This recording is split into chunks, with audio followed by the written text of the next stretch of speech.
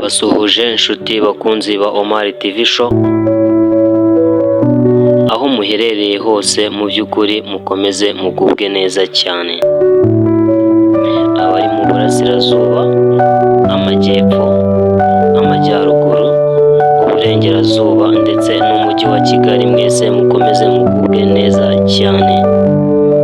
Abari hirya y'u Rwanda, abari muri Afurika, abari i Burayi, abari muri Amerika, Aziya na Oceania, mwese mukomeze mugubwe neza cyane mwumva ururimi rw'Ikinyarwanda. Tugarutse rero muri wa mwanya w'amakuru n'inkuru bicukumbuye, tugarutse muri wa mwanya w'amakuru mu by'ukuri yuje ineza kandi yuje kwiga no kwigishanya nk'uko mpora mbibabwira. Mu by'ukuri amakuru adahimba cyangwa ngo arengere, amakuru adashobora kwinjira no gusesereza ubuzima bw'umuntu. Ibyo tuvuga ni ibyo nyirabyo yashatse kutubwira, ibyo tuvuga ni ibyo nyirabyo yashatse kutwereka, ibyo tuvuga ni ibiri ku mugaragaro ndetse n'ibiri hirya no hino, biri kugenda bigaragara hanze hirya no hino mu bantu, mu nshuti zawe n'abaturanyi bawe. Mr Omar ngarukanye amakuru. Mu by'ukuri mu minsi ishize mwumvise agatendo n'ikibazo cyabaye mu karere ka Nyanza. Mu by'ukuri ubu ngubu tukaba twaragize uwiswe Baritazari ngo uwo mu Rwanda. Uyu Baritazari nk'uko mubyibuka ni umugabo warikoroje mu minsi ishize, akaba umunyagine. Uwo ni umugabo waciye agahigo ko kuba yakifatanya n'abandi bagore benshi bagiye batandukanye, bakunga ubumwe mu buryo bugiye butandukanye ndetse burimo no guhuza imibiri, reka kakahava bakidagadura bakaryoherwa ndetse bakajya no kubikorera mu biro ku kazi kwa Baritazari. Rero uyu nguyu meya w'akarere ka Nyanza mu minsi ishize, uyu nguyu bamwita Nazinda Erasme, mu minsi ishize nawe bamufashe, cyangwa se si no kumufata ahubwo yagaragaye kumwe n'umukobwa mu by'ukuri w'ikizungerezi, wagiye agaragara kumwe nawe yirengagije ngo umugore we bashakanye, mu by'ukuri agakomeza kujya amusohokana ahantu hagiye hatandukanye.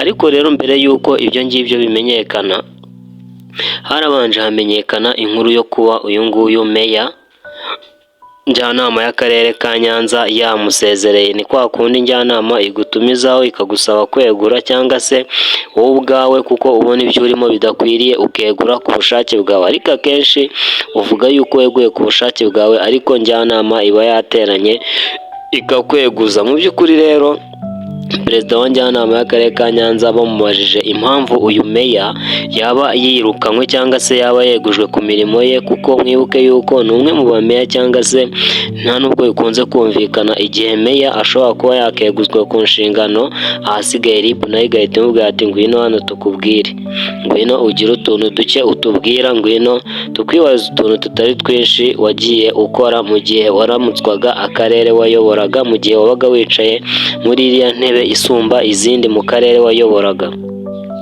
Nuko rero uyu nguyu meya Nazinda Erasme niko byamugendekeye, njyanama iramweguza, ahasigaye ubwo ngubwo RIB iramubwira ati ingo ngahasha, mugani w'abarundi ati ingo ugire ibyo utubarira, ingo utubwire ibyo waba waragiye ukora bigiye bitandukanye kuri wa mwanya wari wahawe, cyangwa se kuri wa mwanya nyakubahwa perezida wa Repubulika y'u Rwanda yakugiriye icyizere akakwicarikaho, none ukaba umutamaje. Ni uko nguko rero byagenze, ariko mu gihe gitoya cyari kimaze gushira uyu nguyu Nazinda abashije kuba yagenda agashyirwa mu maboko ataraye, bakajya kugira ibyo bamubaza, nibwo hagaragaye amafoto agenda acicikana y'umukobwa rwose ubona ko ntacyo abaye, mwiza w'ikizungerezi. Amafoto yagiye yifotoza mu bihe bitandukanye, harimo amafoto bagiye bifotoza bari kumwe, ndetse n'amafoto yifotoje ari muri ofisi cyangwa se mu biro kwa meya, yicaye ku ntebe ya meya nk'uko bigenda bigaragara ku mafoto. Kandi ni nk'ibisanzwe n'ibizwi, iburyo bwa meya haba hari ibendera ry'igihugu, ibumoso hari ikirangantego cy'igihugu. Urumva aba abyicayemo hagati nk'umuntu urinze itegeko se, cyangwa nk'umuntu uhagarariye perezida muri ako karere. None iyi ntebe irafatwa ikicarikwaho cyangwa se ikicarwaho n'undi muntu mu by'ukuri utabifitiye ububasha, kandi atari no mu bihe byiza cyane.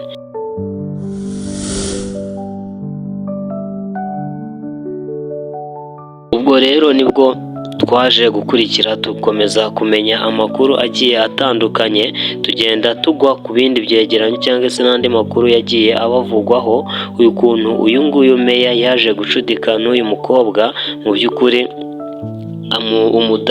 umudamu nyirizina wa meya babana bashakanye agatakaza agaciro, kuko ngo meya bajyaga bamutegurira ibyicaro aho abandi bameya cyangwa se aho abandi bayobozi bicaye, kuko bagutegurira ibyicaro bakagutegurira n'icy'umudamu wawe, aho kugira ngo ajyane umudamu we akajyana uyu mukobwa. Mu by'ukuri ni amakuru yagiye agarukwaho n'abantu bagiye batandukanye, ariko mbere y'uko haza kwibazwa ku by'uyu mukobwa, abantu bakomeje kwibaza impamvu uyu meya yaba yegujwe ku nshingano kandi akazi ke mu by'ukuri yaragakoraga, yarageragezaga muri ino ntara y'Amajyepfo mu karere ka Nyanza agakora bikwiye kandi abaturage ngo baranamukundaga. Rero nibwo mu kweguzwa kwe byaje kuba bitavugwaho rumwe n'abaturage, bamwe atazize iki, abandi bati ko yakoreraga abaturage neza, ati ubu ngubu byaba bigenze bite?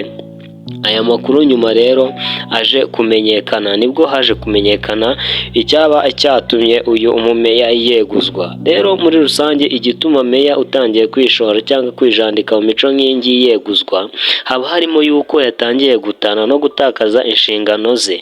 Ubu ngubu wenda nk'urugero, niba uyu nguyu aba ari umwe mu bakobwa cyangwa se mu gitsina gore yaba ayoboye mu karere ke, wakibaza aramutse agiranye ikibazo n'undi muntu, uyu nguyu cyangwa se uyu meya mu kugikemura yabogamira kuri nde? Nturi umwana nawe aho yabogamira urahumva. Ikindi hakibazwa niba haramutse habonetse umutungo runaka ugenewe abaturage mu karere uyoboye, mu gihe batangiye kwijandika muri ibi bikorwa, hadashobora kuba haboneka icyuho cyo kuba wabasha kuba wasahura uwo umutungo uwuganisha mu mahabara cyangwa se mu nshoreke zawe. Ku bijyanye n'ubuzima bwite bwa muntu, ntacyo byaba bitwaye yuko umuntu ibikorwa nk'ibyo ngibyo yabikora, ariko nanone ku nyungu rusange z'abaturage cyangwa se ku nyungu rusange z'abagize umuryango wawe, biba byamaze kuba icyaha. Ari uyu mumeya afite umugore n'abana, ari n'uyu mudamu nawe afite umugabo n'abana babiri. Urumva biba ari igisebo ku miryango yombi, ndetse biba ari ibintu mu by'ukuri bitari ibyo kwishimirwa. Rero uyu nguyu meya, uyu Ntazinda Erasme, bakaba batangiye kumutazira mu by'ukuri ngo ni Balthazar ho mu Rwanda, ariko wenda haba harimo n'ibikabyo byinshi kuko ntago arageza ku rwego nk'urw'uyu mugabo wo muri Guinea. Rero nshuti bakunzi ba Mayi TV show, aya niyo makuru twari tubafitiye, kandi mu by'ukuri tubafitiye n'ayandi tugenda tubanyurizaho bigiye mu gihe kigiye gitandukanye, kandi tukaba tunazirikana urukundo mukomeza kudukunda ndetse n'umubano dufitanye. Mukomeze mugubwe neza, ibyo mwaba murimo byose dukomeje kubashimira, kandi Imana ikomeze ibahire.